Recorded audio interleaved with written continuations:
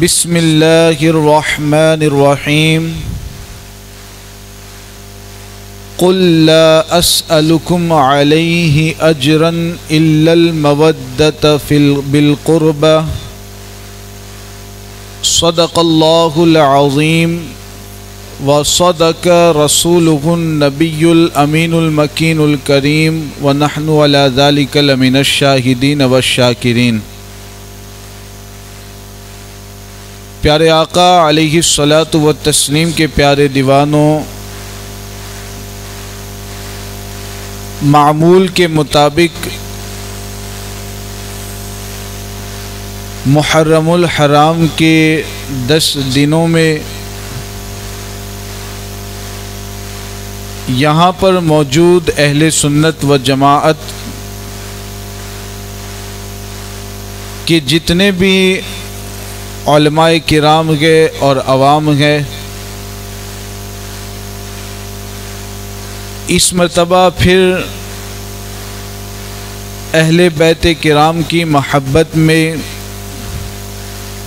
10 دنوں کے لیے مسلسل عشاء کی نماز کے بعد محفل کا انعقاد ہو رہا ہے، اور یقیناً یہ بہت ہی بڑی سعادت مندی کی بات ہے۔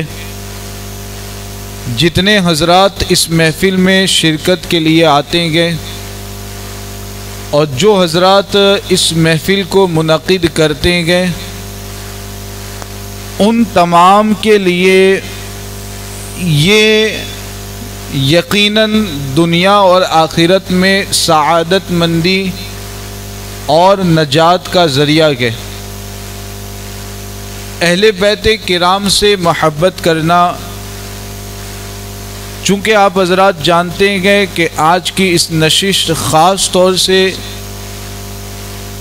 سوالات و جوابات کے سلسلے میں منعقد کی گئی ہے، تو ایک حدیث پاک پیش کر کے پھر اپنی محفل کو سوالات و جوابات کی طرف لے جاتے ہیں۔ اہل بیت کرام سے اور خاص طور سے حضرت علی رضی اللہ تعالی عنہ اور حضرت فاطمۃ الزہرا رضی اللہ تعالی عنہا اور ان کے دونوں شہزادے حضرات حسنین کریمین سے جو محبت رکھتے ہیں اور ان کی محبت میں اس طرح کی دینی محفلوں کا انعقاد کرتے ہیں، ان حضرات کو آخر بدلہ اور جزا کیا ملتی ہے؟ ان حضرات کو آخر فائدہ کیا ہوتا ہے؟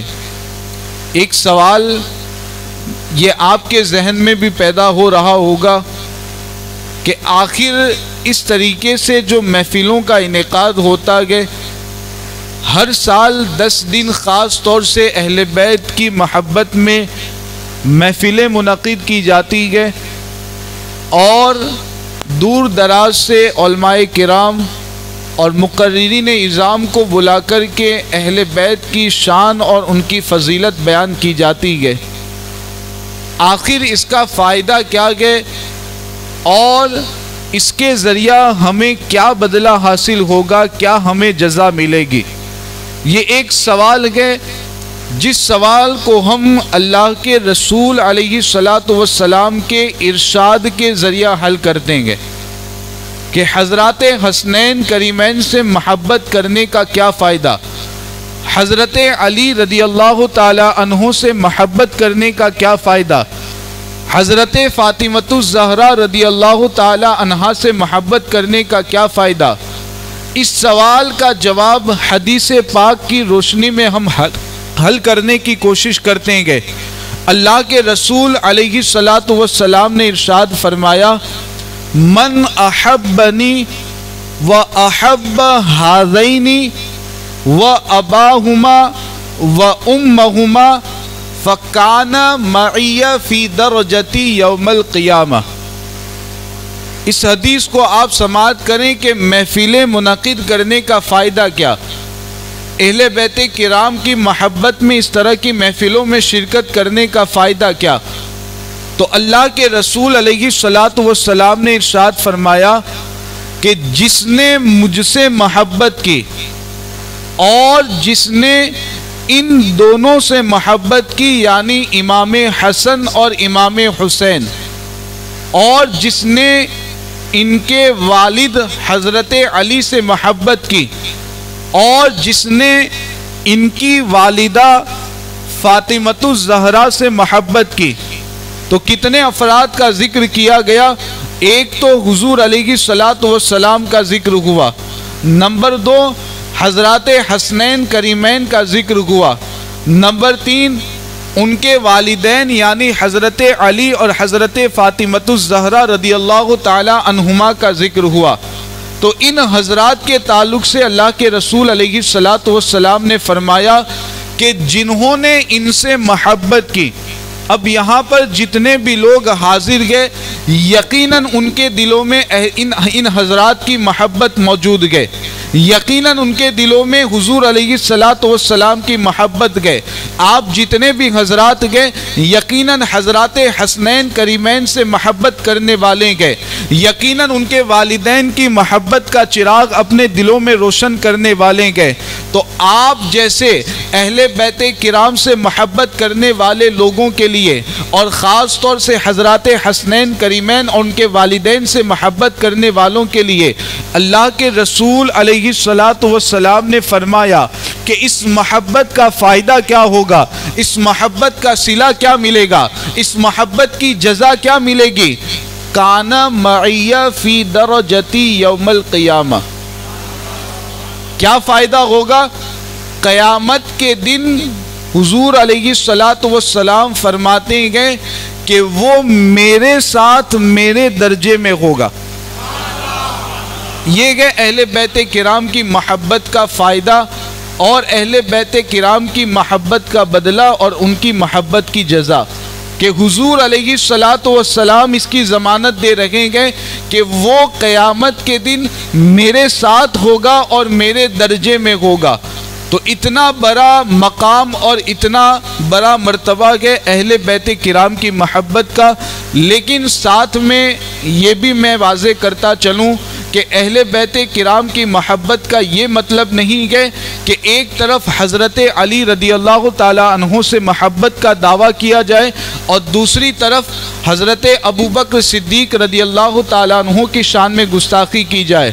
اہل بیت کرام کی محبت کا یہ مطلب نہیں ہے کہ حضرت علی کی محبت میں، حضرت علی کے محبت کے دعوے میں حضرت عمر فاروق اعظم کو گالیاں دی جائے۔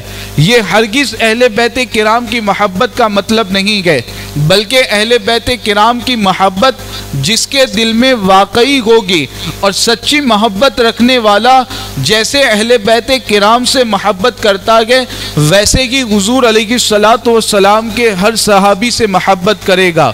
تو اہل بیت کرام کی محبت سچی اسی وقت ہوگی کہ جب صحابہ کرام کی محبت بھی دل میں ہو۔ تو یاد رکھیں، دونوں کی محبت کا چراغ اپنے دل میں روشن رکھیں اور ان حضرات کی محبت کے ساتھ اس دنیا سے تشریف لے جائیں۔ قبر بھی آپ کی روشن ہوگی اور آخرت میں بھی اللہ تعالیٰ کے بے شمار انعامات آپ کو حاصل ہوں گے۔ اللہ رب العزت کی بارگاہ میں دعا ہے کہ اللہ تعالیٰ ان دونوں حضرات کی محبت ہمیشہ ہمارے دل میں رکھیں اور انہی کی محبت میں اللہ تبارک و تعالی ہمیں اس دنیا سے اٹھائے۔ اب سوالات کا سلسلہ شروع کریں۔ بسم اللہ الرحمن الرحیم۔ حضرت پہلا یہ سوال ہے کہ اہل بیت میں کون کون حضرات شمار ہیں؟ اچھا سوال کیا گیا کہ ہمارے یہاں پر عوام میں بہت سارے لوگوں کو یہ معلوم نہیں ہوتا کہ اہل بیت کسے کہا جاتا ہے۔ قرآن کریم میں بھی اس کا ذکر موجود ہے، اہل بیت کے حوالے سے قرآن کریم کی آیت بھی آئی ہے اور حضور علیہ الصلاۃ والسلام کی احادیث میں بھی اس کا ذکر موجود ہے۔ دونوں کو ملا کر کے، سب کو ملا کر کے اگر میں خلاصہ آپ کے سامنے بیان کروں تو اہل بیت کرام سے مراد حضور علیہ الصلاۃ والسلام کی جتنی ازواج ہیں، آپ علیہ الصلاۃ والسلام کی جتنی بیویاں ہیں وہ بھی اہل بیت میں آتی ہیں، اور ساتھ میں حضور علیہ الصلوۃ والسلام کی جو اولاد ہیں وہ بھی اہل بیت میں شمار کی جاتی ہے، اور حضرت علی رضی اللہ تعالی عنہ کا بھی شمار اس میں ہوتا ہے۔ خاص طور سے یہ جو اہل بیت میں بعض لوگ یہ سمجھتے ہیں کہ صرف حضور کی اولاد ہی کا شمار اس میں ہوتا ہے، تو یہ غلط خیال ہے۔ قرآن کی آیت میں اہل بیت کا لفظ جن کے لیے استعمال کیا گیا ہے وہ حضور علیہ الصلوۃ والسلام کی ازواج مطہرات ہیں، آپ کی بیویاں بھی ہیں، تو حضور کی ازواج یہ بھی اہل بیت میں سے گئے اور آپ کی اولاد یہ بھی اہل بیت میں سے گئے۔ سبحان اللہ سبحان اللہ۔ سیاہ ذاکرین سے اہل بیت کی شان کو سننا کیسا ہے؟ اولاً تو یہ چیز ذہن میں رکھیں کہ ایک بات تو آپ کو یہ دیکھنی ہے کہ بیان کون کر رہا ہے، سبحان اللہ، اور دوسری بات کیا بیان کر رہا ہے۔ یہ دو چیزیں جب تک آپ نہیں دیکھیں گے اور ان دو چیزوں پر جب تک توجہ نہیں دیں گے تب تک آپ صراط مستقیم کے مطابق نہیں چل سکتے ہیں اور حق تک آپ رسائی حاصل نہیں کر سکتے ہیں۔ دونوں چیزیں دیکھنا بہت ضروری ہوتا ہے، بیان کرنے والا کون ہے اور کیا بیان کر رہا ہے۔ اگر بیان کرنے والا صحیح ہے لیکن وہ غلط باتیں بیان کر رہا ہے تو اس کا بھی بیان سننا، اس کی بھی باتیں سننا جائز نہیں ہوگا۔ نمبر دو، اگر وہ بیان تو کچھ احادیث کا نام لے کر اور حضور کے ارشادات اور آیت کا نام لے کر کر رہا ہے لیکن وہ بیان کرنے والا ایسا ہے کہ اس کے عقائد صحیح نہیں ہے، وہ باطل عقائد رکھتا ہے، تو پھر ایسے کے بیان کو سننا بھی شریعت کے اعتبار سے جائز نہیں ہوتا ہے۔ قرآن کریم کے ذریعہ میں آپ کو بتا دوں کہ قرآن کریم میں اللہ تبارک و تعالیٰ کی ایک آیت، اللہ تعالیٰ کا ایک ارشاد موجود ہے، اس پر آپ توجہ دیں۔ اللہ تبارک و تعالیٰ کیا فرماتا ہے؟ وَيُضِلُّ بِهِ كَثِيرًا وَيَهْدِي بِهِ كَثِيرًا۔ یہ قرآن کی آیت میں آپ کے سامنے پیش کر رہا ہوں۔ قرآن کی آیت میں اللہ تبارک و تعالیٰ کیا فرما رہا ہے کہ اسی قرآن کے ذریعہ بہت سارے لوگ گمراہ ہوتے ہیں اور اسی قرآن کے ذریعہ بہت سارے لوگ ہدایت حاصل کرتے ہیں۔ یُضِلُّ بِهِ كَثِيرًا وَيَهْدِي بِهِ كَثِيرًا، یعنی اللہ تبارک و تعالیٰ قرآن کی تلاوت جو لوگ کرتے ہیں تو بعض لوگ ایسے ہیں کہ باطل عقائد رکھتے ہیں جن کی بنیاد پر ان کو گمراہ کر دیا جاتا ہے، اور بعض لوگ ہیں جو عقائد صحیح رکھتے ہیں اور ان عقائد کے صحت کے ساتھ قرآن کی تلاوت کرتے ہیں تو پھر وہ ہدایت حاصل کرتے ہیں، اللہ تبارک و تعالیٰ کی رہنمائی، اللہ تعالیٰ تک رسائی حاصل کرتے ہیں۔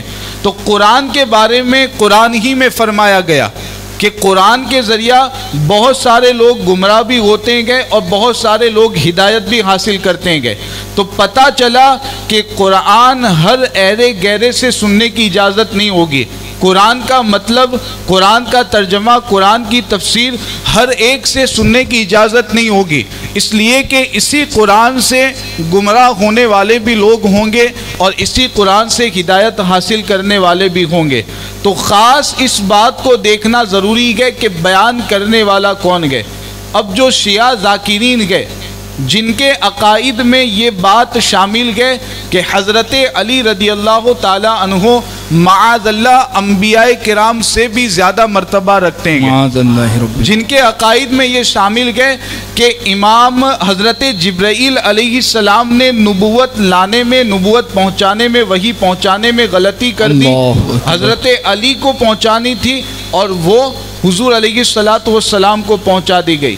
معاذ اللہ جو اس طرح کے باطل عقائد رکھتے ہیں، آخر ایک سنی صحیح العقیدہ کا ضمیر کیسے گوارا کرتا ہے کہ اس طرح کے شیعہ ذاکرین سے اہل بیت کی شان اور اہل بیت کے فضائل سماعت کریں؟ اگر آپ کو اہل بیت کی شان سننی ہے تو جو سنی علماء، سنی مقررین اور سنی خطبہ موجود ہیں ان کی تقاریر کو آپ سنیں، ان کے بیانات کو سنیں اور کتابوں کو پڑھ کر کے آپ اہل بیت کی شان اور اہل بیت کے مقام و مرتبہ کے حوالے سے معلوم کریں۔ اب کچھ لوگ ڈاکٹر طاہر القادری جو پاکستان میں ان کو شیخ الاسلام کے نام سے کچھ لوگ جانتے ہیں نام نہاد، تو ان کے کچھ کلپ اہل بیت اطہار کی شان میں وہ پیش کرتا ہے، تو کچھ لوگ سٹیٹس رکھتے ہیں اور کچھ لوگوں کو شیئر کرتے ہیں. تو ڈاکٹر طاہر القادری کے حوالے سے کیا حکم ہے حضرت؟ ان کی تقریر سننا کیسا ہے؟ اب ان کے بارے میں بھی وہاں کے جو جید علماء کرام گئے، بڑے بڑے جو علماء گئے، انہوں نے بہت ساروں نے تو ان پر کفر کا فتویٰ لگایا گیا، اور بہت سارے ایسے گئے یہاں ہندوستان کے بھی جید علماء کہ جنہوں نے اس پر کفر گمراہی کا حکم لگایا گیا. تو دونوں طرح کے علماء گئے. تو جب اس طرح کا شخص گئے کہ جن کو جید علماء کافر بھی کہہ رہے گئے، گمراہ بھی کہہ رہے گئے، تو پھر ایسے شخص کے بیانات سننے کی اجازت کیسے مل سکتی ہے؟ اگر آپ کو بیانات سننے گئے، سنی علماء و خطبہ اور مقررین کے بیانات سنیں، اہل بیت کی شان کو اگر آپ لوگوں تک شیئر کرنا چاہتے ہیں، لوگوں تک پہنچانا چاہتے ہیں، تو سنی علماء کے بیانات کے ذریعہ اور سنی علماء کے خطابات کے ذریعہ آپ اہل بیت کی شان کو پہنچائیں. ہرگز ایسے گمراہ شخص کے بیانات سننے کی اجازت نہیں ہے، اور نہ اس کے بیانات کو آگے پہنچانے کی اجازت ہے. سبحان اللہ سبحان اللہ. اب حضرت ایک سوال یہ ہے کہ کچھ سنی لوگ اپنے گھر کے بچوں کو پڑھانے کے لیے دیوبندی عالم کا انتخاب کرتے ہیں، تو ان کے ذریعے سے وہ بچے کو پڑھاتے ہیں، تو ان کے ذریعے سے پڑھانا کیسا ہے؟ یہ بھی جائز نہیں ہے، اس کی بھی اجازت نہیں ہے. سنی جتنے بھی والدین گئے ان کو چاہیے کہ اپنے بچوں کی تعلیم کے لیے اچھا انتظام کریں، اور کسی سنی صحیح العقیدہ عالم دین حافظ قرآن کے پاس اپنے بچے کو تعلیم حاصل کرنے کے لیے بھیجیں. اس لیے کہ اگر کسی غیر کے پاس بھیجتے گئے، غیر سنی دیوبندی وہابی کے پاس، اب اگر وہ بھی ان کی روش پر چلتے ہوئے اس طرح کے عقائد اختیار کر لیتا گئے، تو اس بات کا اندیشہ ہے کہ کہیں اس کا ایمان ہی ضائع نہ ہو جائے. تو اس وجہ سے اپنی اولاد کے ایمان کی فکر کریں، اور سنی صحیح العقیدہ عالم دین اور حافظ قرآن کے پاس اپنے بچوں کو تعلیم حاصل کرنے کے لیے بھیجیں. سبحان اللہ سبحان اللہ. یہ بات ایک بھائی نے پوچھی ہے کہ اگر ہمارا مرشد ہم سے راضی ہیں تو اللہ اور اللہ کے رسول صلی اللہ علیہ وسلم بھی راضی ہیں، ایسی بات کیا قرآن و حدیث سے کوئی مفہوم اخذ ہوتا ہے؟ اس میں تھوڑی سی وضاحت پہلے تو میں یہ کر دینا چاہوں گا کہ اگر مرشد کامل گئے اور شریعت کے اعتبار سے جو پیر بننے کے لائق گئے، اگر ایسا پیر گئے واقعی کسی کا کہ وہ بالکل باشرع گئے، شریعت کے احکام کی پابندی کرنے والا گئے، تو ایسے پیر کو اگر کوئی راضی رکھتا گئے تو ظاہر سی بات ہے کہ ایسا پیر جو ہوگا وہ پیسوں کے ذریعہ تو راضی ہوگا نہیں. وہ اگر اس کو دنیاوی عزت آپ دیں گے، دنیاوی طور پر اس کی تعظیم کریں گے، تو ایسا جو پیر گئے جو باشرع گئے، شریعت کے احکام کا پابند گئے، وہ پیسے کی لالچ میں یا آپ کی عزت کی لالچ میں تو وہ آپ سے خوش ہوگا نہیں.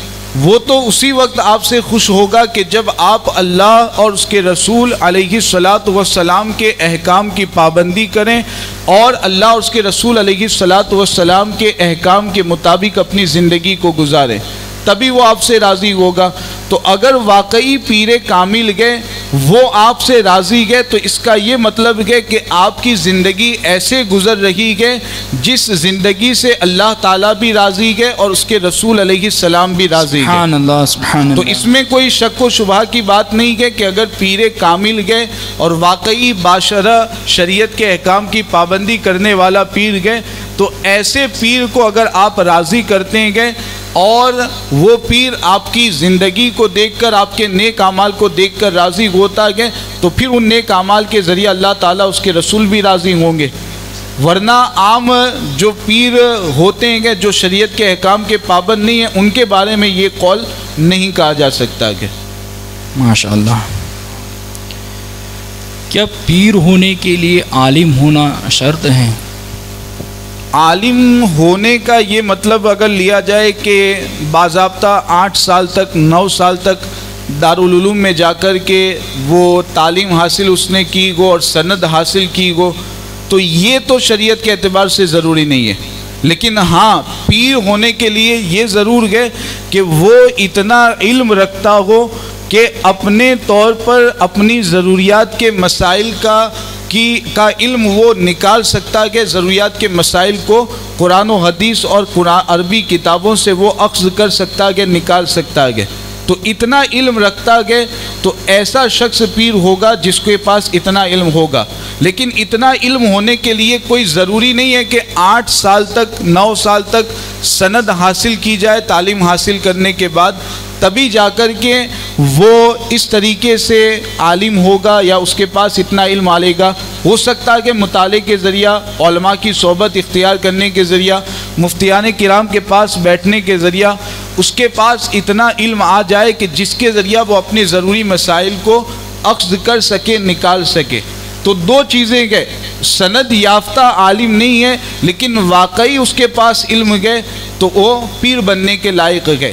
لیکن اگر سند یافتہ نہیں گئے اور علم بھی نہیں گئے اور بالکل ضروری مسائل کا بھی وہ علم نہیں رکھتا کہ خود نماز روزے کا علم نہیں گئے، نماز روزے کے مسائل کا، تو ایسا شخص شریعت کے اعتبار سے پیر بننے کے لائق نہیں گئے. سبحان اللہ. کیا پیر کے لیے سید ہونا ضروری ہے؟ یہ بھی بعض لوگوں میں غلط مشہور گئے. آپ دیکھ لیجئے بڑے بڑے جو اللہ کے ولی گزریں گے، ان کے جو مرشد تھے، ان کے جو پیر تھے، وہ سید نہیں تھے. تو یہ غلط مشہور ہے کہ پیر کے لیے سید ہونا ضروری ہے. اگر کوئی پیر سید گئے اور وہ واقعی حضور علیہ الصلاۃ والسلام کی سنتوں کی پیروی کرنے والا گئے تو یہ تو بہت فضیلت اور بہت ہی عظمت و برکت کی بات ہے. لیکن پیر ہونے کے لیے سید ہونا اور آل رسول ہونا یہ کوئی ضروری نہیں ہے.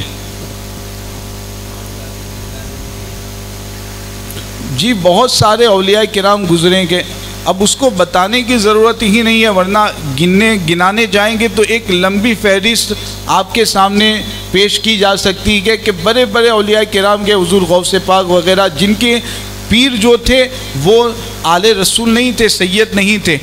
ایک لمبی فہرست پیش کی جا سکتی ہے جن کے نام سے آپ فاتحہ خوانی کرتے ہیں، ایصال ثواب کرتے ہیں، جن کے عرس مناتے ہیں. بہت سارے ایسے پیر گئے، بہت سارے ایسے اولیاء کرام گئے.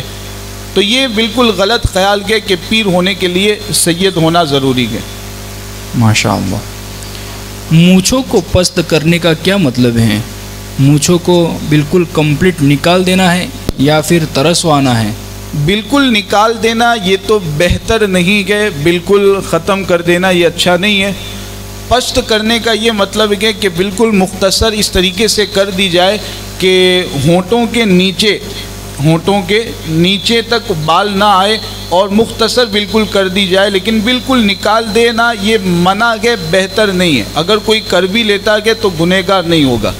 لیکن بہتر یہ ہے کہ معمولی بال رکھے جائے کہ دور سے دیکھنے والا دیکھیں کہ اس کے مونچھوں پر بال موجود ہے. لیکن اتنے بڑے بال رکھنا کہ ہونٹوں کے نیچے تک بال آتے ہیں، کھانے پینے میں بھی وہ بال اندر آتے ہیں، تو یہ پھر منع ہے، اس کی اجازت شریعت کے اعتبار سے نہیں ہے. ابھی ایک ٹرینڈ چل پڑا ہے، کچھ نوجوان فیشن کے طور پہ داڑھی رکھتے ہیں.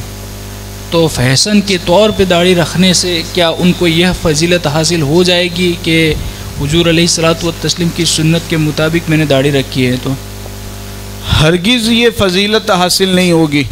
اللہ کے رسول علیہ الصلوۃ والسلام ہی کا فرمان ہے، انما الاعمال بالنیات.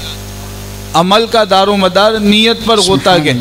اب اگر آپ کسی ہیرو کی فیشن کرتے ہوئے، اس کی پیروی کرتے ہوئے اور اس کی طرح بال رکھنے کے لیے داڑھی کے بال رکھتے ہیں، داڑھی رکھتے ہیں، تو اس میں تو آپ کی نیت حضور علیہ الصلوۃ والسلام کی سنت پر عمل کرنے کی نہیں ہے.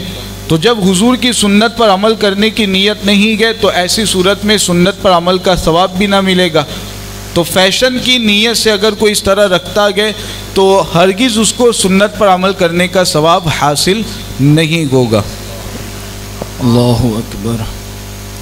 10 محرم الحرام کو جلوس نکالنا کیسا ہے؟ کچھ لوگوں کا کہنا ہے کہ مخدوم پاک کے دور میں جلوس نکالا جاتا تھا کہ یہ کلپ واٹس ایپ پہ گشت کر رہی ہیں؟ اس میں بالکل واضح طور پر میں بتا دوں آج آپ کے سامنے، تاکہ آپ بالکل توجہ کے ساتھ اس کو اپنے ذہن و دماغ میں بٹھا لیں، تاکہ اس کے بعد آپ کو اس کے حوالے سے کوئی شبہہ، کوئی شک باقی نہ رہے۔ میں نے اپنے یہاں پر مسجد میں جمعہ میں اس بات کا اعلان کیا، ابھی گزشتہ جمعہ میں، اور اس بات کو میں نے واضح کیا۔ یاد رکھیں، اہل بیت کرام سے محبت کرنا یقیناً بہت اچھی بات ہے۔ میں نے ابھی حدیث پاک کی روشنی میں بیان کیا کہ یہی محبت ہے کہ جو قیامت کے دن ہمیں حضور علیہ الصلاۃ والسلام کے درجے میں حضور علیہ الصلاۃ والسلام کے ساتھ پہنچا دے گی۔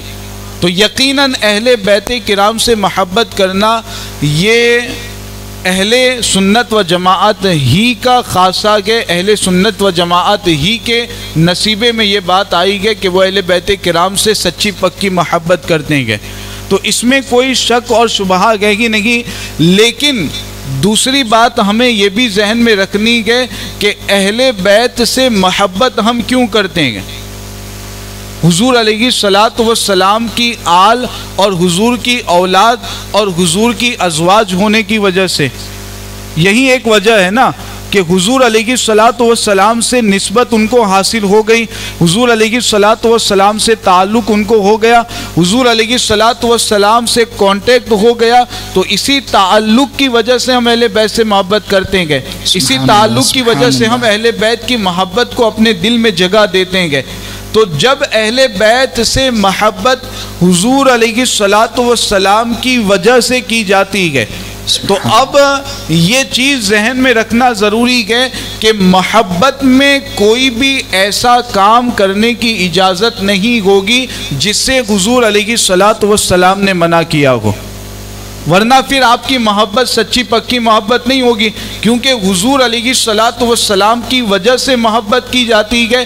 تو اب حضور نے جتنی چیزوں سے منع کیا گیا، محبت میں ان تمام چیزوں کے کرنے کی ہرگز اجازت نہیں ہوگی۔ اب یہ رہا جلوس کا معاملہ، تو جلوس میں جتنی چیزیں کی جاتی ہے، یعنی ڈھول بجانا، تاشے بجانا، ناچنا، گانا بجانا، گانے کے طرز پر میوزک بجانا، یہ تمام چیزیں جو ہوتی ہیں، اگر آپ اس کو ختم کر دیتے ہیں اور جیسے عید میلاد النبی کے موقع پر جلوس نکالا جاتا ہے کہ حضور علیہ الصلاۃ والسلام کی نعتیں پڑھی جاتی ہے، نہ اس میں ڈھول بجایا جاتا ہے، نہ تاشا بجایا جاتا ہے، نہ ناچنا گانا ہوتا ہے، نہ کسی طریقے سے شریعت کے خلاف کوئی کام کیا جاتا ہے، تو جیسے وہ جلوس ہوتا ہے، اگر آپ اہل بیت کی محبت میں 10ویں محرم الحرام کو ایسا ہی جلوس نکالنا چاہتے ہیں جس میں نہ ڈھول بجے، نہ تاشے بجے، نہ گانا باجا ہو، نہ کسی طریقے سے شریعت کے خلاف کوئی کام کیا جائے، بلکہ اہل بیت محبت کی شان میں منقبتیں پڑھی جائے، ان کے فضیلتوں کو بیان کیا جائے، اس طریقے سے اگر آپ جلوس نکالنا چاہتے ہیں، آپ کو مبارک ہے، بالکل آپ نکالیں۔ میں بھی، تمام علماء کرام بھی اس جلوس میں شریک ہونے کے لیے تیار گئے۔ تو اہل بیت کرام کی محبت میں ایسا کام کرنے کی اجازت نہیں ہے جس سے حضور علیہ الصلاۃ والسلام نے منع کیا۔ تو جلوس نکالنا جائز ہے، لیکن شریعت کے حدود میں رہتے ہوئے۔ سبحان اللہ، سبحان اللہ، ماشاءاللہ، بہت خوب حضرت، سبحان اللہ۔ کچھ لوگ پارٹنرشپ کے اندر کاروبار کرتے ہیں، یعنی کہ کوئی شخص غریب ہیں تو امیر انہیں کہتا ہے کہ میری دولت ہے اور تیری محنت ہے، تو اس طریقے سے ہم دکان یا کوئی فیکٹری کرتے ہیں شروع، تو اس میں ایک شرط یہ رہتی ہے امیر کی جانب سے، اگر تم کو نفع ملا تو ہم برابر کے حصے دار ہیں، لیکن اگر گھاٹا گیا تو تمہیں بھی اس میں برابر کا شریک ہونا ہوگا۔ تو یہ ڈیل کرنا کیسا ہے حضرت؟ ویسے اس کو شریعت کی اصطلاح میں مزاربت کہا جاتا ہے، اور انگریزی میں اس کو سلیپنگ پارٹنرشپ کہتے ہیں۔ سلیپنگ پارٹنرشپ اس کو کہا جاتا ہے کہ ایک شخص کے پیسے ہیں اور دوسرے شخص کی محنت ہے، دوسرا شخص محنت کرتا ہے اور ایک اپنے پیسے لگاتا ہے، اپنا مال لگاتا ہے، تو شریعت میں اس طرح کے معاملے کی اور اس طریقے سے پارٹنرشپ کرنے کی اجازت تو ہے، لیکن اس میں شریعت کا حکم یہ ہے کہ نفع اگر ہوگا تو دونوں شریک رہیں گے، دونوں پارٹنرشپ میں رہیں گے، اس میں کوئی مسئلہ نہیں ہے، اس میں کوئی خرابی نہیں ہے، دونوں کا حصہ اس میں رہے گا۔ لیکن یہ جو شرط لگائی گئی کہ اگر نقصان ہوتا گئے تو نقصان میں بھی دونوں شریک رہیں گے، یہ شرط شریعت کے خلاف ہے، اس لیے کہ نقصان اگر ہوتا گئے تو شریعت کے اعتبار سے حکم یہ رہے گا کہ جس کے پیسے گئے اسی کا نقصان ہوگا، جس کے پیسے لگے ہوئے گئے اسی کا نقصان ہوگا، جو محنت کر رہا گیا اس کا بالکل بھی نقصان نہیں ہوگا۔ تو یہ جو شرط لگائی گئی کہ نقصان میں بھی دونوں شریک رہیں گے، تو یہ شرط غلط ہے۔ ہاں، ایک ہوتی ہے عام پارٹنرشپ، جس میں کیا ہوتا ہے کہ میرے بھی پیسے لگے ہوئے ہیں، آپ کے بھی لگے ہوئے ہیں، دونوں پیسے ملا کر کے اب کوئی کاروبار کرتے ہیں، تجارت کرتے ہیں، تو اس کو کہتے ہیں کہ پارٹنرشپ۔ اس میں کیا ہوتا ہے کہ اب اس میں شریعت کے اعتبار سے حکم یہی ہے کہ نفع اور نقصان دونوں میں شریک رہیں گے، جیسے نفع میں دونوں کا حصہ رہے گا ویسے ہی نقصان میں بھی دونوں کا حصہ رکھنا ضروری ہے۔ یعنی حصہ کیسے رہے گا؟ جس کے جتنے پیسے ہوں گے اس کا اتنا نقصان ہوگا۔ کسی کے 2 لاکھ گئے، کسی کے 1 لاکھ گئے، تو 2 لاکھ والے کا 2 لاکھ کے اعتبار سے اور 1 لاکھ والے کا 1 لاکھ کے اعتبار سے نقصان ہوگا۔ تو اگر پارٹنرشپ گئے، دونوں طرف سے پیسے لگائے گئے تو اس میں تو نفع نقصان دونوں میں شریک رہیں گے۔ لیکن اگر سلیپنگ پارٹنرشپ گئے کہ ایک ہی طرف سے پیسہ گئے اور دوسری طرف سے محنت گئے، تو اس صورت میں نفع میں تو حصہ دونوں کا رہے گا، لیکن نقصان میں صرف اسی کا حصہ ہوگا اور نقصان صرف اسی کا ہوگا جس کے پیسے لگے ہوئے گئے۔ یہاں پر ایک بات میں یہ بھی عرض کر دوں کہ نفع میں جو دونوں کو شریک رہنا گئے، تو ہمارے یہاں پر بہت سارے لوگ یہ کرتے ہیں کہ پیسے متعین کر دیتے ہیں۔ جیسے میں نے 1 لاکھ روپے آپ کو دیے کہ 1 لاکھ کے بدلے میں آپ کاروبار کریں، تجارت کریں۔ اب میں نے آپ سے کہا کہ 1 لاکھ میں آپ کو دے رہا ہوں، ہر مہینے 5,000 روپے نفع آپ کو مجھے دینا گیا۔ ہوتا گیا اس طریقے سے کہ پیسے متعین کر دیے جاتے ہیں کہ ہر مہینے، ہر 2 مہینے آپ کو اتنے پیسے مجھے دینے گئے۔ تو یاد رکھیں کہ نفع پیسے کے اعتبار سے متعین کرنا جائز نہیں ہے، بلکہ پرسنٹیج کے اعتبار سے متعین کریں گے کہ 20% میرا رہے گا، 80% آپ کا، 30% میرا رہے گا، 70% آپ کا۔ اس طریقے سے پرسنٹیج کے اعتبار سے نفع متعین کیا جائے گا۔ ہاں، اگر کوئی مسلمان نہیں گئے، آپ کا جو پارٹنر گئے وہ مسلمان نہیں گئے، تو اب آپ پیسوں کے ذریعہ بھی نفع متعین کرنا چاہتے ہیں تو شریعت کے اعتبار سے آپ کو اجازت رہے گی، لیکن آپ کا پارٹنر مسلمان گئے تو پیسوں کے اعتبار سے نفع متعین کرنے کی اجازت نہیں گئے۔ سبحان اللہ، سبحان اللہ، ماشاء اللہ۔ حضرت ایک سوال یہ بھی ہے کہ اکثر جو ویاپاری ہیں تو کوئی کسٹمر آتا ہے، کپڑا خریدتا ہے اور پھر واپس بھی دینے کے لیے آتا ہے، جبکہ انہیں چوائس کر کے کپڑا لیا ہوا ہوتا ہے، تو وہ واپس کرنے آتا ہے کہ مجھے پسند نہیں آیا، تو آپ مجھے پیسے واپس کر دیجئے یا پھر مجھے کپڑا چینج کر کے دے دیجئے۔ اب تاجر منع کرتا ہے، ویاپاری منع کرتا ہے، تو کیا ویاپاری گنہگار ہوگا اگر اس کو پیسے بھی نہیں لوٹاتا یا تو پھر چینج کر کے نہیں دیتا؟ اگر اس کپڑے میں، اس سامان میں کوئی عیب ہے، کوئی خرابی ہے، کوئی عیب ہے جس کی وجہ سے وہ واپس کرنے آیا گیا، تب تو اب واپس لینا اس کے لیے ضروری ہوگا، وہ کپڑا واپس لے لے یا اس کو چینج کر کے دوسرا کپڑا دے دے۔ لیکن اگر اس میں کوئی عیب نہیں گئے، کوئی خرابی نہیں گئے، ایسے ہی وہ کسٹمر لے کر کے واپس آیا گئے، تو اس صورت میں اب آپ پر واپس کرنا ضروری نہیں گئے۔ یعنی کپڑے آپ واپس لیں، اس کو چینج کر کے دوسرے کپڑے دیں یا اس کو کپڑے لے کر کے پیسے دیں، تو یہ آپ پر، دکاندار پر، تاجر پر ضروری نہیں کہ اگر وہ منع بھی کرتا گئے تو وہ گنہگار نہیں ہوگا۔ ہاں، اگر مسلمان گئے تو بہتر یہ گئے کہ آپ اس کے کپڑے واپس لے لیں یا چینج کر کے اس کو دوسرے کپڑے دے دیں، لیکن آپ پر مسلمان ہونے کی صورت میں بھی ضروری نہیں ہے، سامنے مسلمان گئے تب بھی منع کریں گے تو گنہگار نہیں ہوں گے. عیب ہے تبھی آپ کو واپس کرنا ضروری ہوگا یا چینج کر کے دینا ضروری ہوگا. حضرت راکھی کا کاروبار کرنا کیسا ہے؟ شریعت میں اس سے منع کیا گیا کہ لہٰذا اس سے بچیں. جی ہاں. تو حضرت اس کے لیے دعا کرنا بھی کیسا ہے؟ بالکل جائز نہیں ہے. دعا کرنا بھی سخت حرام ہے.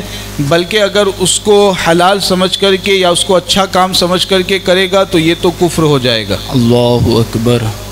یعنی راکھی کے کاروبار کو معاذ اللہ وہ حلال سمجھتا ہے یا اچھا سمجھ کر کے کرتا ہے تو یہ کفر ہو جائے گا اور ایمان سے وہ نکل جائے گا دعا کرنے والا.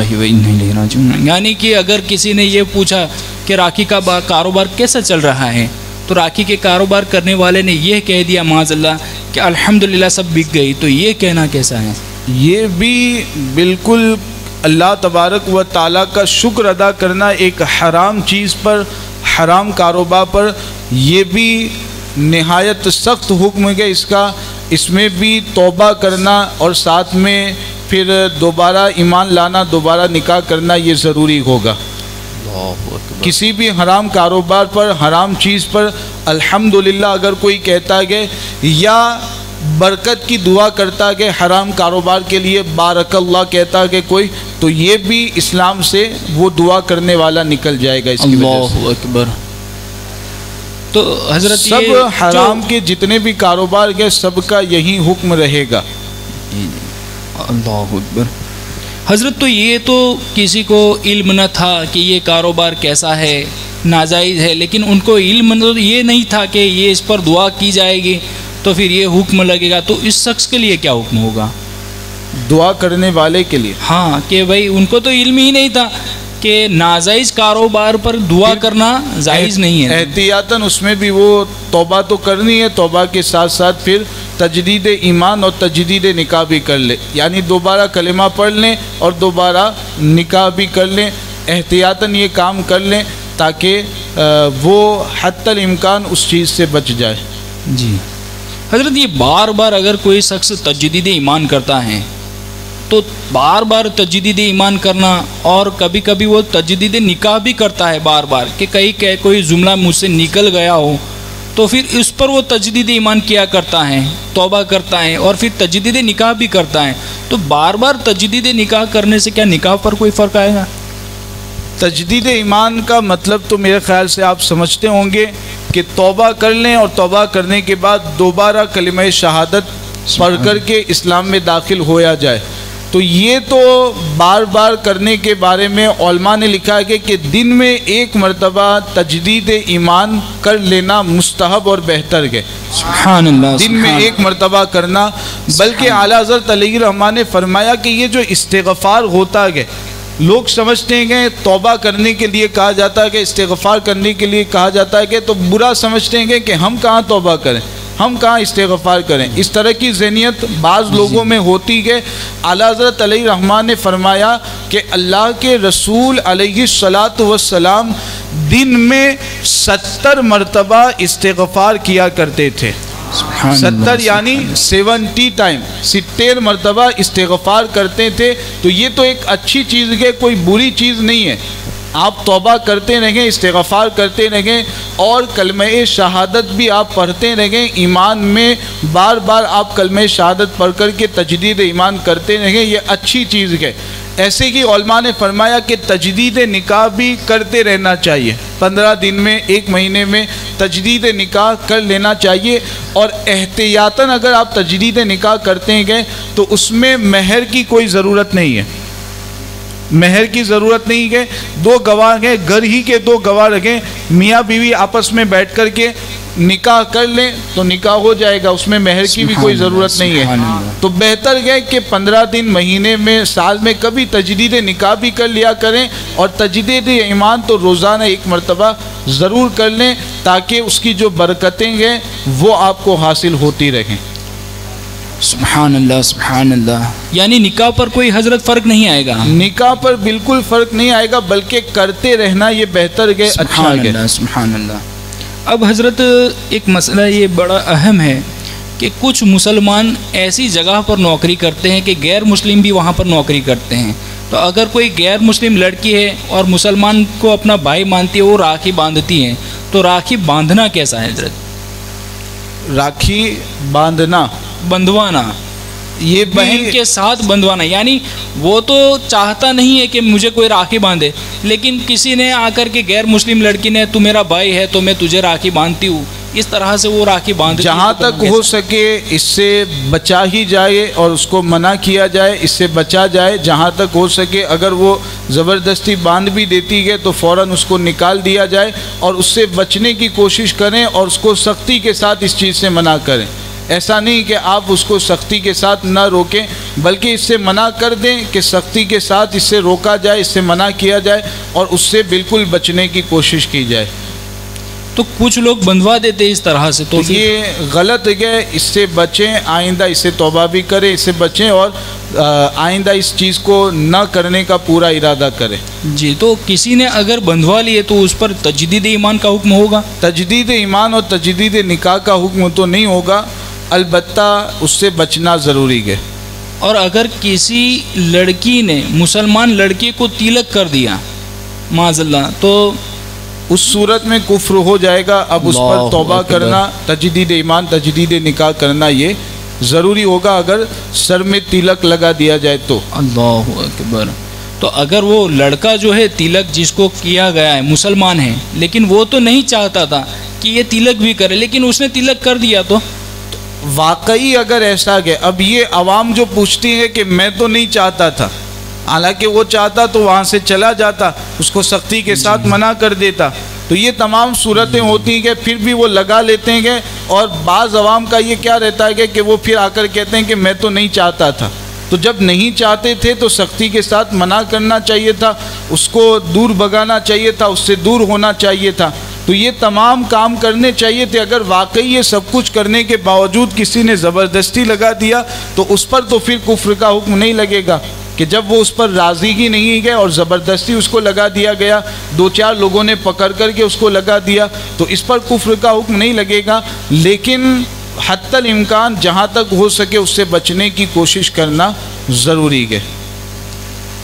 ڈالر کرنسی کا ایکسچینج کا کام میں پیسہ لگانا کیسا ہے؟ یعنی فوریکس ٹریڈنگ کی بات کر رہے ہیں، فوریکس ٹریڈنگ ہی میں ایسا ہوتا ہے کہ تو یہ شرعاً جائز ہے، لیکن اس بات کا لحاظ رکھیں کہ وہ جو معاملہ ہوتا ہے کہ بہت زیادہ پیچیدہ اور بہت مشکل ہوتا ہے، تو پہلے اچھی طریقے سے اس کے حوالے سے نالج حاصل کر لیں، اچھی طرح معلومات حاصل کر لیں، اس کے بعد اگر فوریکس ٹریڈنگ کرنا چاہتے ہیں تو شرعاً اس کی اجازت ہے۔ سبحان اللہ۔ کچھ لوگ دیہات کے اندر جانور دے دیتے ہیں چرواہے کو، مثال کے طور پہ ایک بکری تھی جو حاملہ تھی، اسے 2 بچے پیدا ہوئے اور پھر وہ چرواہے کو دے دیتے ہیں اور کہتے ہیں کہ یہ 2 بچے ہیں، تم بڑے کر لینا، تو ایک میں رکھ لوں گا اور ایک تم رکھ لینا، تو یہ پارٹنرشپ کرنا درست ہے؟ اس طریقے سے جانور دینا کہ تم اس کو پالتے رہنا اور جو اس کے بچے آئیں گے تو ایک بچہ میں لوں گا ایک تم لینا، تو یہ بالکل جائز نہیں ہے۔ اس میں جو چرواہا کے چرانے کے لیے رکھتا ہے کہ اس کو متعین آپ اجرت دے دیں کہ میں آپ کو 5000 روپے دوں گا، یا فلاں بکری کا بچہ جو ہے موجود میں آپ کو وہ دے دوں گا، اس طریقے سے کوئی متعین چیز کر لیں۔ یہ جو جانور کا بچہ ہے ابھی وہ تو آیا ہی نہیں ہے، تو اس سے پہلے اگر اس کو اجرت میں آپ رکھتے ہیں تو اجرت متعین نہیں ہوگی، یعنی وہ جو اس کی مزدوری ہے وہ متعین نہیں ہوگی، اور شریعت کے اعتبار سے مزدوری کا متعین ہونا ضروری ہوتا ہے۔ تو اس طریقے سے جانور کو نہ دیا جائے، اگر چرانے کے لیے پالنے کے لیے دیتے ہیں تو یا تو پیسے متعین کر دے یا کوئی دوسرا سامان متعین کر دے کہ میں فلاں سامان یا اتنے پیسے آپ کو دوں گا، تو اس صورت میں اس کی اجازت شریعت میں رہے گی۔ سبحان اللہ۔ حضرت غیر مسلم کے لیے دعا کرنا کیسا ہے؟ غیر مسلم کے لیے دعا کرنے میں اب ایک تو یہ ہے کہ مغفرت کی دعا کرنا، اس کی بخشش اور مغفرت کی دعا کرنا، یہ تو سخت ناجائز اور حرام ہے، اس کی ہرگز اجازت نہیں ہے۔ ہاں البتہ اس کی ہدایت کی دعا کر سکتے ہیں، غیر مسلم کے لیے ہدایت کی دعا کریں کہ اللہ تعالیٰ تجھے اچھی توفیق دے، اچھی ہدایت دے، اللہ تعالیٰ تجھے دین اسلام کی سمجھ عطا کرے، اس طرح کی اگر دعا کرتے ہیں تو بالکل شریعت میں اس کی اجازت ہے۔ تو مغفرت کی دعا کرنے کی اجازت نہیں ہے، ہدایت اور توفیق کی دعا کرنے کی اجازت شریعت میں ہے، بلکہ کرنی ہی چاہیے، تاکہ ہو سکتا ہے کہ آپ کی دعا کی برکت سے اللہ تعالیٰ اسے ہدایت عطا کر دے۔ اور اگر کوئی غیر مسلم بیمار ہے تو ان کی شفا کے لیے دعا کرنا کیسا؟ پہلے ہدایت کی دعا کر لیں، اس کے بعد شفا کی دعا کریں تو اس میں کوئی حرج نہیں ہے۔ اور کچھ غیر مسلم مر جاتے ہیں تو لوگ اسٹیٹس پر، اگر کوئی کسی کا دوست تھا غیر مسلم تو اس کے مر جانے کے بعد اس کو فوٹو لگوایا جاتا ہے اسٹیٹس کے اوپر اور RIP لکھا جاتا ہے، تو یہ لکھنا کیسا ہے جناب؟ RIP کا مطلب یہی ہوتا ہے غالباً کہ ریسٹ ان پیس، یعنی تو آرام میں رہے، تو آرام میں رکھے، راحت کے ساتھ رکھے، یہ اسی کا یہی مفہوم اور یہی مطلب نکلتا گیا۔ تو ایسی دعا بھی اس کے لیے نہ کی جائے۔ اگر واقعی وہ غیر مسلم تھا تو پھر اس کے لیے تو آرام کہاں گئے، اس کے لیے تو راحت کہاں گئے؟ قرآن کی آیتیں اور احادیث نبویہ اس کے حوالے سے موجود ہے کہ اس کو کیا کیا عذاب دیا جائے گا، تو ہرگز ایسی دعا کرنے کی اجازت نہیں ہوگی۔ آخر ہم مسلمان ایسا کام کیوں کرتے ہیں کہ جس کی وجہ سے ہمارے دین کا بھی نقصان ہوتا ہے اور ہماری آخرت بھی برباد ہو جایا کرتی ہے؟ ہمیں سوچنا چاہیے کہ پہلے ہم مسلمان ہیں، اس کے بعد سب کچھ ہے، تو ہمیں پہلے مسلمان ہونے کا لحاظ رکھنا ہے، اپنے اسلام کا لحاظ رکھنا ہے، تو باقی سب کچھ بعد میں، پہلے اسلام، تو اسلام کے احکام کو آپ اوپر رکھیں اور اسلام کے احکام کے مطابق آپ ہر کام کو کرنے کی کوشش کریں۔ تو اس طرح کے جو معاملات ہوتے ہیں وجہ یہی ہے کہ دین کا علم نہیں ہوتا، دین کی سمجھ نہیں ہوتی، علماء کے ساتھ اٹھنا بیٹھنا نہیں ہوتا، اس لیے پھر وہ اس طرح کے کام کر جاتے ہیں کہ جس کی وجہ سے کبھی کبھی وہ ایمان سے بھی باہر نکل جایا کرتے ہیں۔ اللہ اکبر۔ حضرت شیئر مارکیٹ کا کاروبار کرنا کیسا ہے، مارکیٹنگ کرنا؟ شیئر مارکیٹ کے تعلق سے بالکل اس کو بھی میں واضح طور پر آپ کے سامنے بتاتا چلوں کہ ہمارے جو علماء اس سے پہلے 20 سال پہلے، تقریباً 22 سال پہلے اس پر سیمینار ہو چکا ہے، اور ہمارے علماء نے اس وقت جو شیئر مارکیٹ کا رواج تھا اور جس طریقے سے شیئر مارکیٹ میں شیئر انویسٹ کیے جاتے تھے، شیئر خریدے جاتے تھے، تو اس اعتبار سے ہمارے علماء نے اس کی اجازت نہیں دی تھی اور اس سے بچنے ہی کا حکم دیا تھا۔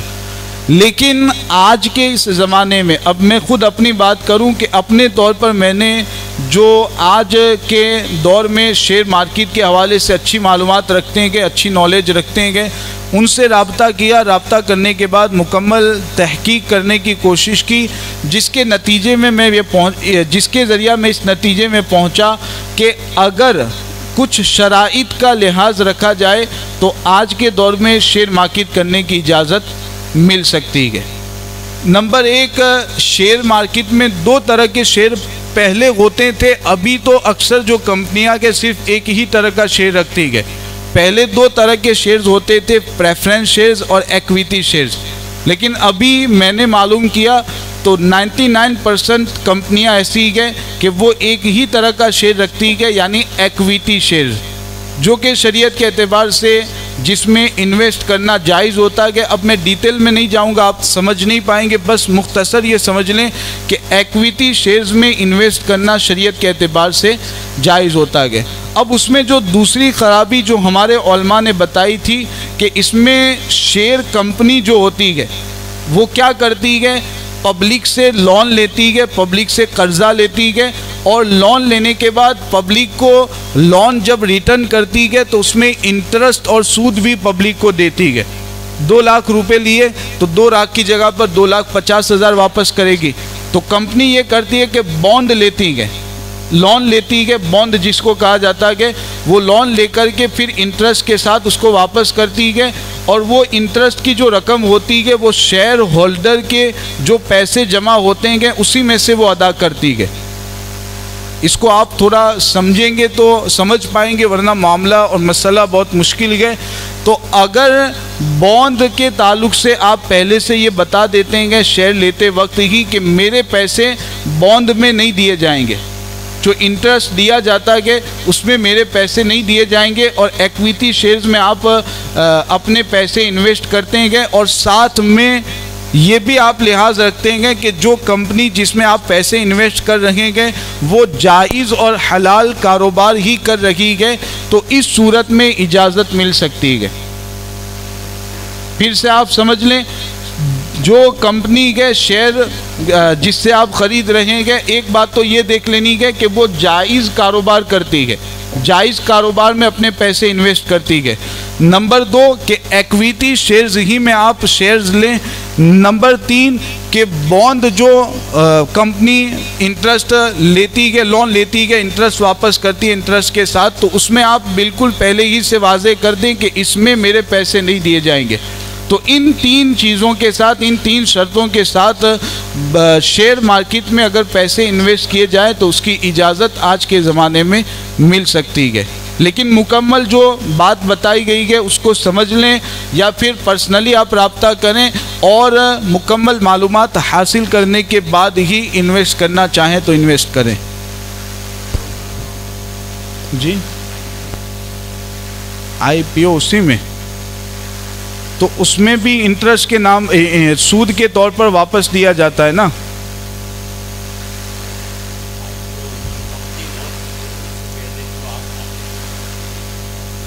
ہاں ہاں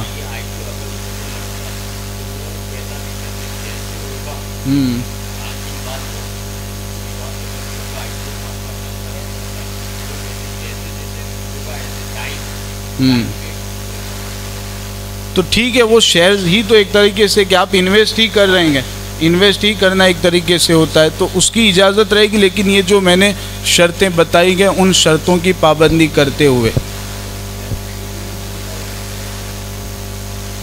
کس طریقے سے اس میں کیا صورت رہتی ہے؟ اصل میں اس میں کیا کہ ہر کمپنی کا رول الگ ہوتا ہے، تو اب آپ جس کمپنی میں لینا چاہتے ہیں تمام اس کے رولز دیکھ لیں، بتا دیں، اس کے بعد پھر آپ کو اجازت ہے کہ نہیں ہے وہ بتایا جائے۔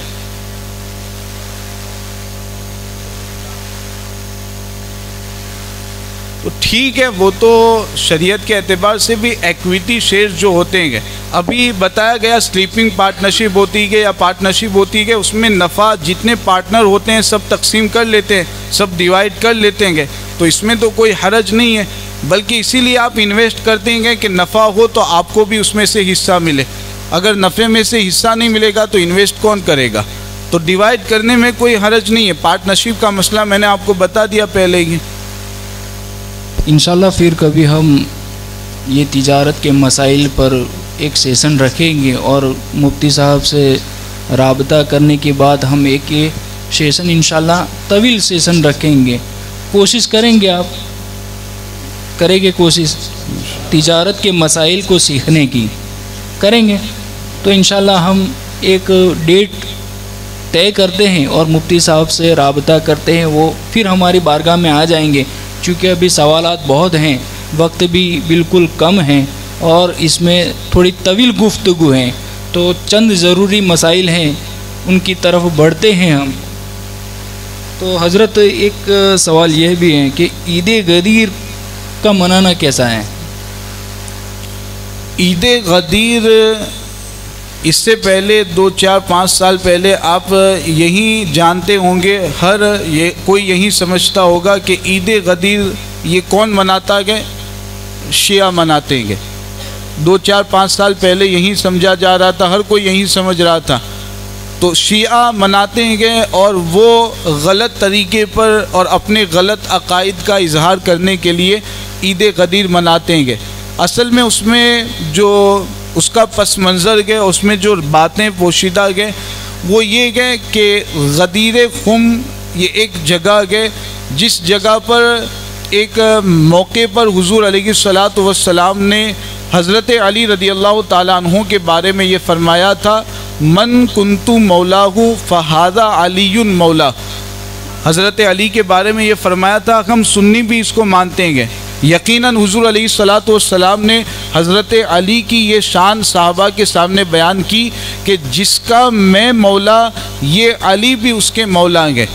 اسی لیے کہ ہم حضرت علی کو کیا کہتے ہیں کہ مولائے کائنات کہتے ہیں. کہ لیکن اب یہاں پر مولا کا مطلب کیا ہے تو شیعہ اس کا غلط مطلب بیان کرتے ہیں کہ اور ہم سنی اس کا صحیح مطلب یہ بتاتے ہیں کہ مولا کا مطلب ہے پسندیدہ محبوب.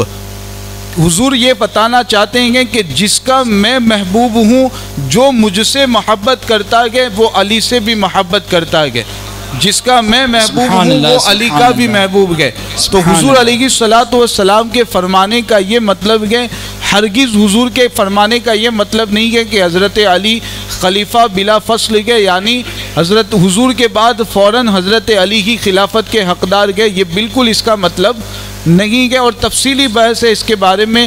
بس اتنا ذہن میں رکھیں کہ حضرت علی کو مولا ہم بھی مانتے ہیں، لیکن مولا کا مطلب کیا ہے؟ محبوب، پسندیدہ. کہ جیسے حضور ہمارے محبوب گئے ویسے ہی حضرت علی بھی محبوب گئے. جیسے حضور علیہ الصلوۃ والسلام سے ہم محبت کرتے ہیں ویسے ہی حضرت علی رضی اللہ تعالی عنہ جو مولائے کائنات گئے ان سے ہم محبت کرتے ہیں. سبحان اللہ، سبحان اللہ. حضور امیر معاویہ رضی اللہ تعالی عنہ کی شان کے اندر تبرہ کرنے والے پر کیا حکم ہوگا؟ وہ بہت سخت قسم کا گمراہ، بدترین قسم کا گمراہ شخص ہے جو صحابی رسول اور حضور علیہ الصلوۃ والسلام پر نازل ہونے والی وحی کو لکھنے والے حضرت امیر معاویہ رضی اللہ تعالیٰ عنہ کے بارے میں گستاخیاں کریں، ان کی شان میں گستاخیاں کریں. ایسا شخص سخت ترین اور بدترین گمراہ گئے، بدعتی گئے. ایسے شخص کو کس سے تعلق رکھنے کی ہرگز شرعاً اجازت نہیں ہے. ایک گراہک کو 2 سال کچھ سامان دیا تھا اور پھر وہ 2 سال کے بعد وہ اپنا پیسہ جمع کرانے کے لیے آیا، تو کیا زیادہ رقم اس پر لینا جائز ہوگا؟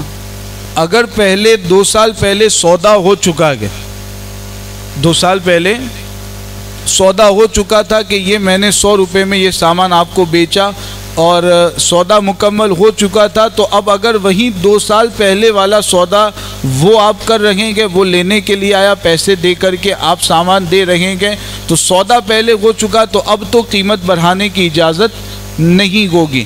ہاں اگر یہ ہے کہ 2 سال پہلے وہ سودا کرنے کے لیے آیا تھا، سودا تو اس نے کر لیا لیکن وہ پیسے دینے آیا ہی نہیں، اب آپ اس کا انتظار کرتے رہے یہاں تک کہ آپ کو یہ دل میں بیٹھ گیا کہ اب وہ لینے کے لیے نہیں آئے گا. اب آپ نے کیا کیا؟ وہ سامان یا تو کسی کے ہاتھ میں بیچ دیا یا پھر آپ نے اس کو کسی کی تجارت میں کسی کو دینے کے لیے آپ نے تجارت میں اس کو رکھ دیا.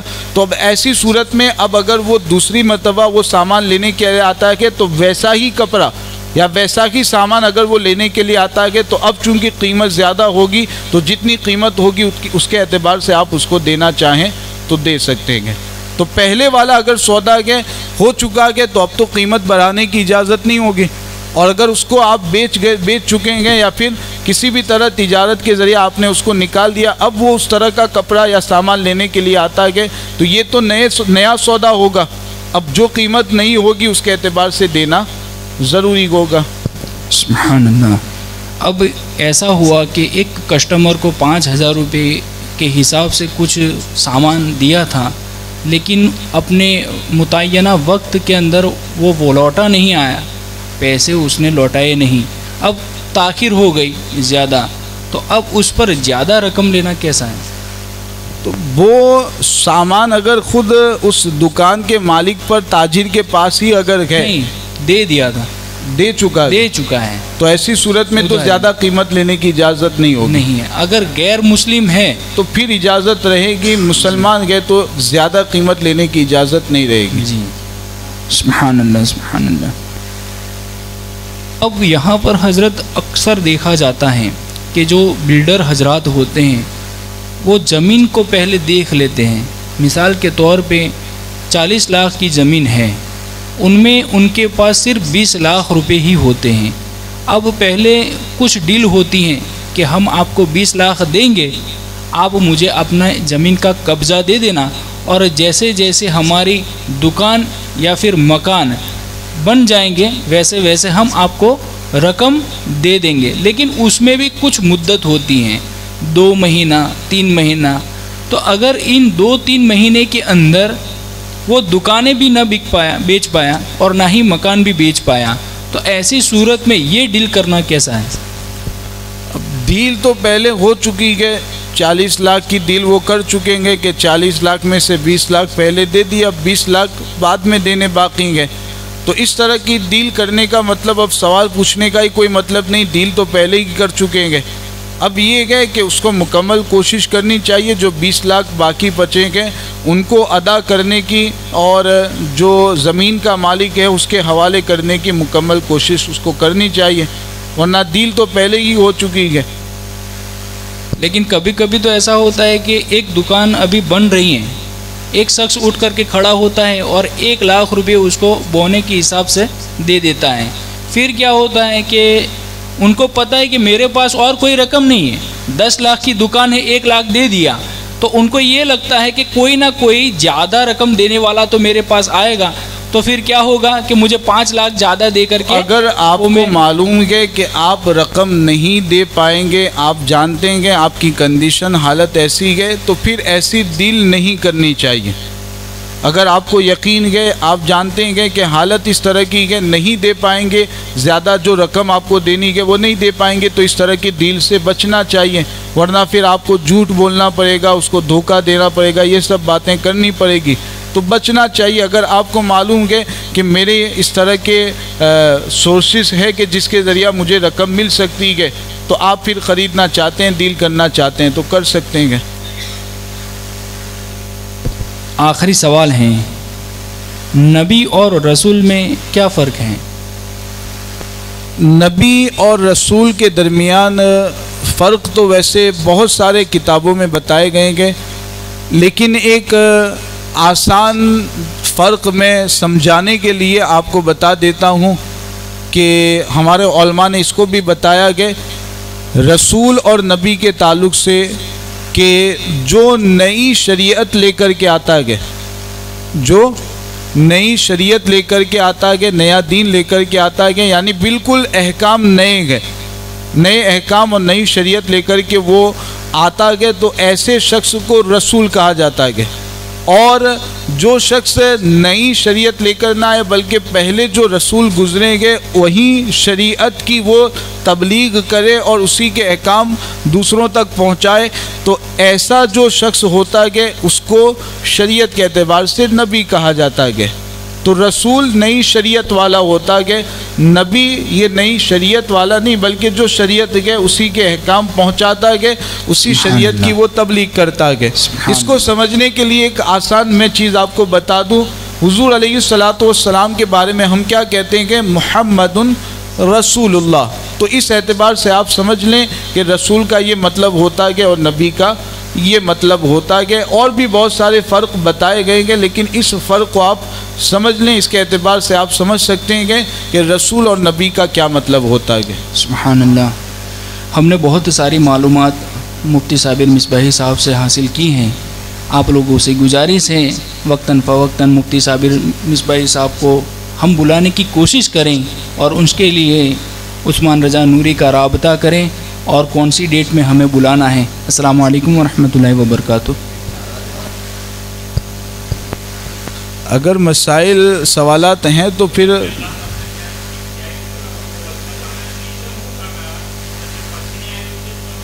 تو ٹھیک ہے، وہ سوالات کیا ہے، 20 سے 25 پرچیاں ہو چکی ہیں، اب وہ کون سی پرچی ہے، پہلی دوسری پرچی کون سی ہے اس کا علم نہیں ہے، اسی لیے ہم یہی کہتے ہیں کہ یہ ممکن نہیں ہے، 25 یا 30 پرچی کا سوال کا جواب دینا یہ ممکن نہیں ہے۔ مفتی صاحب کو وقتاً فوقتاً ہمیں بلانا چاہیے، ایسا نہیں ہے وہ کون سی پرچی آپ نے پہلے دی تھی اس کا علم نہیں رہتا۔ تو سوالات پوچھ لیجئے نا، ان کیس جا کون سے سوالات آپ کہہ دیجئے کون سی پہلی پرچی کا سوال تھا۔ جی ہاں ہاں جی اب یہ جتنی بھی پرچی میرے پاس آئی ہیں، اگر انہی کے سوالات کیے جائیں گے مفتی صاحب کو، تو میں سمجھتا ہوں کم سے کم 12 بج جائے گے، اور اس کے باوجود بھی پرچی تو آتی ہی رہتی ہے، سمجھیے آپ، چونکہ حضرت کو ابھی یہاں پر نہیں رکنا ہے، حضرت کو ابھی سفر کے لیے روانہ ہونا ہے۔ پوچھ لیجئے 15 منٹ پوچھ لیجئے، جب یہ سننے کے لیے راضی ہیں تو ہمیں بتانے میں کوئی مسئلہ نہیں ہے۔ جی ہاں، ضروری کون سا سوال تھا آپ کا؟ بتائیے آپ، کوئی بات نہیں۔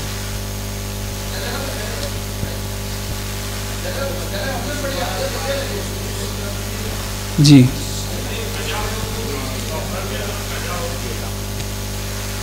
جی جی ایک منٹ۔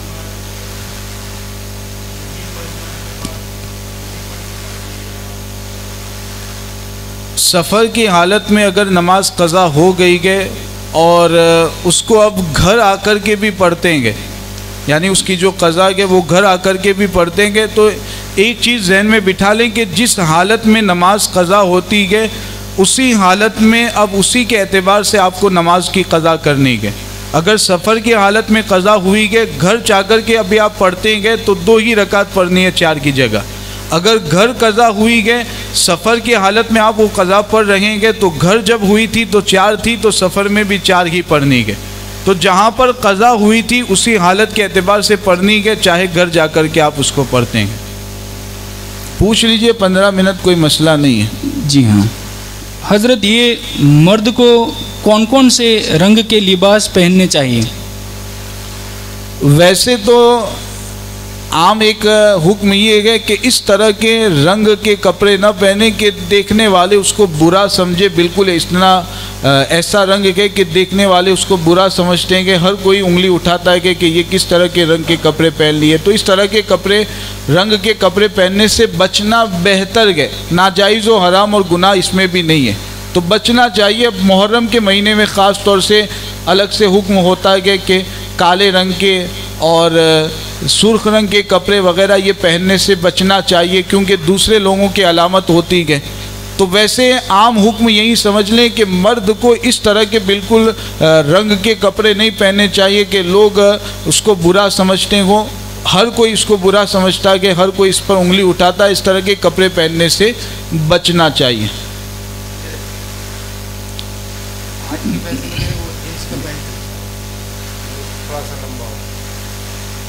جی اس کو موڑنا نہیں، اگر موڑ کر کے نماز پڑھتے ہیں تو نماز مکروہ تحریمی ہوگی۔ جتنا لمبا ہے اس کو ویسے ہی آپ نیچے چھوڑ کر کے نماز پڑھ لیں، صرف نماز مکروہ تنزیہی ہوگی، یعنی بہتر یہ تھا کہ آپ ٹخنے سے اوپر پینٹ رکھ کر کے نماز پڑھتے ہیں، لیکن اگر موڑ کر کے پڑھیں گے، فولڈ کر کے پڑھیں گے تو نماز مکروہ تحریمی ہوگی، اس نماز کو دوبارہ پڑھنا واجب ہوگا۔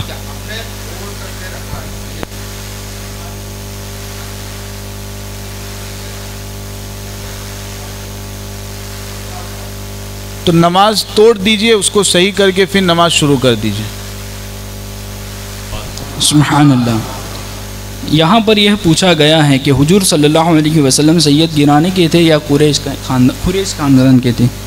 اب اس طرح کے سوالات کا کوئی خاص مطلب نہیں ہے، سوالات بھی آپ ایسے کریں کہ آپ کو بھی فائدہ ہو اور آپ کے مسلمان بھائیوں کو بھی فائدہ ہو۔ قریش گھرانے سے بھی تھے اور سید بھی تھے، یعنی سید کا مطلب ہوتا ہے کہ سردار۔ حضور کی جو اولاد ہے تو ہمارے یہاں عام طور پر ان کو سید کہا جاتا ہے۔ حضور علیہ الصلاۃ والسلام کی اولاد جو ہیں تو ان کو ہمارے یہاں پر سید کہا جاتا ہے، ورنہ عربی میں سید کا مطلب تو ہوتا ہے کہ سردار۔ تو حضور علیہ الصلاۃ والسلام قریش گھرانے ہی سے تھے، اور آپ کی جو اولاد ہے ہمارے یہاں پر ان کو سید کہا جاتا ہے۔ سبحان اللہ۔ اکثر لوگوں کے یہاں یہ دیکھا جاتا ہے جو چراغ جلاتے ہیں غوث پاک کے نام سے یا پھر خواجہ غریب نواز رحمۃ اللہ تعالیٰ علیہ کے نام سے، تو یہ چراغ جلانا کیسا ہے؟ منع گئے، بارہا اس کے بارے میں جواب بھی دیا گیا، اجتماعات میں بھی بتایا گیا کہ اس میں یہ عقیدہ رہتا ہے کہ یہ سمجھتے ہیں کہ یہاں غوث پاک کی روح آتی ہے یا خواجہ غریب نواز کی روح آتی ہے، اس طرح کے غلط اعتقادات رہتے ہیں، تو ہرگز اس کی اجازت نہیں گئے۔ اگر چراغ جلانا گئے غوث پاک کا یا خواجہ غریب نواز کا، تو اپنے دل میں ان کی سیرت کا چراغ جلائیں اور ان کی سیرت کے چراغ کی روشنی میں ان کی سیرت کے چراغ کی روشنی میں اپنی زندگی کو گزارنے کی کوشش کریں. یہ چراغ دنیا کو بھی روشن کرے گا, قبر کو بھی اور آخرت کو بھی روشن کرے گا. سبحان اللہ سبحان اللہ سبحان اللہ. جوہر عصر کی نماز میں جب ہم جماعت کے ساتھ پڑھتے ہیں اس وقت قرات زور سے نہیں ہوتی, اس کی وجہ کیا ہے؟ یعنی سری نماز. جی اس کی وجہ یہ ہے کہ حضور علیہ الصلاۃ والسلام نے ہم کو ایسے ہی سکھایا گیا. سبحان اللہ. وجہ اس کی یہ ہے. سبحان اللہ. اب ہر فعل کی اور ہر عبادت کی, ہر عمل کی آپ وجہ سمجھنے جائیں گے تو پھر آپ کو شیطان بہکا بھی سکتا ہے. تو عوام کے لیے یہی ہے کہ بس یہ ذہن میں بٹھا لیں کہ حضور علیہ الصلاۃ والسلام کا جو طریقہ ہمارے علماء نے, بزرگان دین نے بتایا, وہ ہم اس لیے کرتے ہیں کہ حضور نے کیا گیا. سبحان اللہ. وجہ نہیں تلاش کرنی ہے. وجہ تلاش کرنے جائیں گے تو پھر شیطان آپ کو بہکا دے گا. یہ ہوتا ہے کہ اس طرح کے سوالات اور اس طرح کے لوگ ہمارے پاس آتے ہیں, پوچھتے ہیں سوالات, وہ وجہ ڈھونڈنے کے لیے جاتے ہیں, پھر وہی شیطان ان کو بہکا دیتا ہے. تو عوام کے لیے تو یہ کہ وجہ مت دیکھیں, ایک ہی وجہ ہے, اور وہ سب سے بڑی وجہ یہ ہے کہ ہمارے آقا نے وہ کام کر دیا گیا, ہمارے آقا نے وہ تعلیم دی گئے, تو بس ہمارے لیے یہ کافی ہے. اب اس میں کیا فائدہ ہے, کیا حکمت ہے, آپ کو اس میں پڑھنے کی ضرورت نہیں. سبحان اللہ سبحان اللہ ماشاء اللہ. ایک سوال یہ آیا ہے کہ کسی شخص نے سودا کروایا, مکان, زمین, گھر, کھیت وغیرہ, تو سودا ہونے کے بعد دلالی لینے کے لیے آیا, تو کیا اس کو پیسہ دینا جائز ہے؟ یہ بھی اجتماع میں بتا دیا گیا کہ دلالی لینا شریعت کے اعتبار سے جائز ہے, لیکن دو چیزیں اس میں گئے. اولاً تو جس کام کی آپ دلالی لے رہے ہیں وہ جائز کام ہو, جس کے لیے آپ نے محنت کی ہے وہ جائز کام ہو. نمبر دو کہ اس دلالی کو حاصل کرنے کے لیے آپ نے محنت کی ہے, بھاگ دوڑ کی ہے, یا موبائل کے ذریعہ, لیپ ٹاپ کے ذریعہ آپ نے محنت کی ہے, انٹرنیٹ وغیرہ میں سب چیزیں تلاش کی, سرچ کیا وغیرہ, کسی بھی طرح کی آپ نے محنت کی, اس کے لیے وقت دیا گیا, تو پھر اس طرح کی دلالی لینے کی اجازت شریعت میں ہے, اس میں کوئی حرج نہیں ہے. یہ ایک طرح کی اجرت اور مزدوری کی ہے. حجام کا کاروبار کرنا کیسا ہے؟ مسلمان مردوں کی داڑھی بالکل کاٹ دینا, یا جو حنفی حضرات کے ان کی داڑھی ایک مشت سے, ایک مٹھی سے کم کرنا, یہ کسی بھی حجام کے لیے جائز نہیں ہے. اگر حجام یہ کام کرتا ہے, اس کی اجرت لیتا ہے, تو اس کی اجرت لینا اس کے لیے جائز نہیں ہے. اس کے علاوہ بال کاٹنا, مونچھیں کاٹنا, یا دوسرے جو کام جائز کام کرتا ہے, اس کی اجرت لینا اس کے لیے جائز ہے. جی.